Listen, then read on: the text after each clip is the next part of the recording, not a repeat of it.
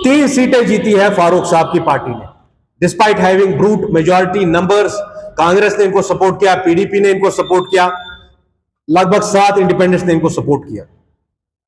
मैं फारूक साहब से कह रहा हूं, खुदा रहा आप पहले हमें जवाब दे दीजिए, अगर आपका बीजेपी में सही से कोई अलायंस नहीं है, ये 1 सीट कैसे बीजेपी जीत गई? पहले तो मैं आपके वसादत से कश्मीरी आवाम को यह कह दूं, अगर बीजेपी 4 की 4 सीटें भी जीत जाती फिर भी मैं हैरान नहीं होता।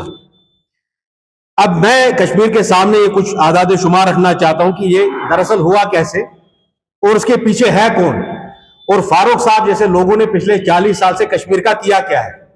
जो लोग इलेक्शन जीतकर इन वादों के लिए आए कि हम 370 को वापस लाएंगे, 3500 को बहाल करवाएंगे, हम पीएसए को हटा देंगे, बेरोजगारी को खत्म कर देंगे, हम जो है 1953 का स्टेटस वापस लाएंगे, वो पहले मुझे जवाब दे दे कि भाई बीजेपी 1 सीट कैसे जीत गई। मैंने कहा अगर बीजेपी चाहती, and if home minister Amit Shah would have wanted, एक फोन कॉल अमित शाह दिल्ली से करते, आपके कश्मीर में जितने भी लीडर है कोई इसके बीच में मुदाखलत नहीं कर पाते, चारों की चारों सीटें बीजेपी जीत जाती। ये पूरी तरीके से कॉम्प्रोमाइज हुकूमत है। ये कॉम्प्रोमाइज हुकूमत बनाई ही इन्होंने 370 के नाम पे, पीएचडी को एब्रोगेट करके, पीएचडी को तोड़ के, पीएचडी का सौदा करके फारूक साहब ने ये पूरी तरीके से दिल्ली के हाथ में ये बागडोर आज दे दी है।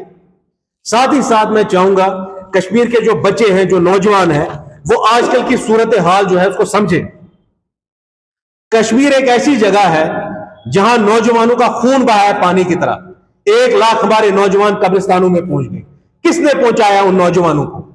आज एक नया आप ये देख रहे हैं सिलसिला जो कश्मीर में चल रहा है। कल तक जो लोग कहते थे कि इलेक्शन लड़ना हराम है, यहां सिर्फ फारूक अब्दुल्ला जैसे लोग नहीं है, कुछ ऐसे भी लोग हैं जो कहते थे कल तक इलेक्शन लड़ना हराम है, आज वो Z+ की सिक्योरिटी लेके घूम रहे हैं। आपको यह समझ नहीं आएगा कौन सच्चे मानू में आपका हमदर्द है और कौन दोबारा आपका इस्तेसाल कर रहे हैं। कल लैंडलेस लोगों के लिए, हमारे लोग जो परेशान हैं, जो 4 मरले पे 5 मरले पे अपने अयाल को लेके बैठा हुआ है, उसके लिए कोई बिल नहीं है। होटल वाले के लिए बिल है, चोर दरवाजे से बिल है। तो यही असलियत है, मुझे माफ करिएगा, कश्मीर के लीडरों की, जो हमें समझने की जरूरत है। आखिर किसका डर था कि भाई नासिर सुगामी ने इलेक्शन नहीं लड़ा? अगर हिम्मत है फारूक साहब की तो जवाब दे दीजिए। फारूक साहब, इस कौम के साथ खिलवाड़ मत करिए।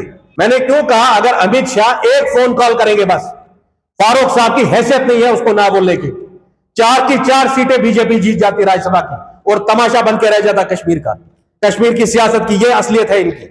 एक नहीं, करीबन 10 बार यह बात मैंने पब्लिकली कही है। क्यों है कि government of India Farooq Abdullah के खिलाफ कोई एक्शन नहीं ले रही है? अब इसका जवाब मैं आपके जरिए इस कश्मीरी कौम को बताऊंगा। अमित शाह चाहते हैं कि फारूक अब्दुल्ला की हुकूमत रहे कुछ और दिन के लिए, कुछ और महीनों के लिए, ये और फेल हो। अमित शाह क्यों चाहते हैं ये फेल हो? ताकि कश्मीरी कौम ये समझे कि उनके लीडर किस कदर बेबस है दिल्ली के सामने, किस कदर लाचार है दिल्ली के सामने। कश्मीरी 370 की बात ही करना छोड़ दे, कश्मीरी स्टेटहुड की बात ही करना छोड़ दे।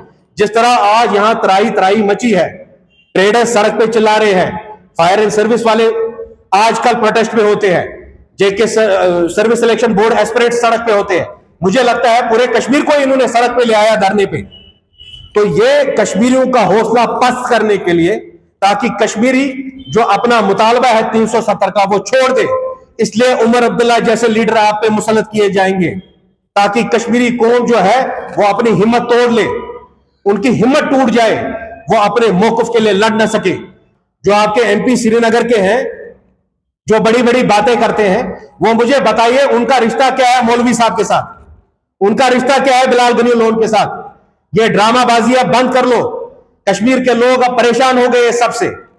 आखिर में मेरा एक पैगाम कश्मीर के लोगों के लिए है कि खुदा रहा ये समझ लो कि जिन लोगों ने आपके आंखों के सामने राज्यसभा की सीटें बेच दी, जिन लोगों ने आपके सामने, आपकी आंखों के सामने, इस पूरी कौम के सामने 370 का सौदा कर लिया, पीएचडी तोड़ दिया उस वक्त पार्लियामेंट इलेक्शन के लिए। यही बात मैं आपके जरिए कश्मीर की आवाम को कहना चाहता हूं कि दिल्ली और पाकिस्तान अपने मंसूबे बनाती रहेगी।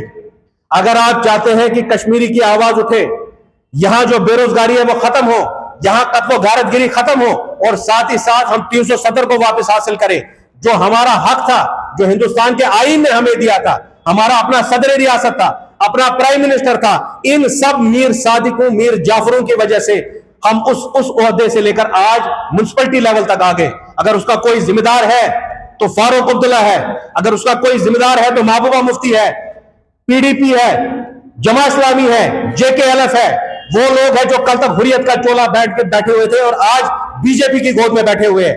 मैं आप सब लोगों से भी कह रहा हूं कि मीडिया पे एक बहुत बड़ी जिम्मेदारी है। खुदारा कश्मीरियों से सच बोलिए। मैं कश्मीर के तमाम लीडरों को एक चैलेंज करके बोलता हूं, अगर उनमें हिम्मत है तो वह इन बातों पे लड़े, 370 की बात करे, कौम की दिफा के लिए वो निकले।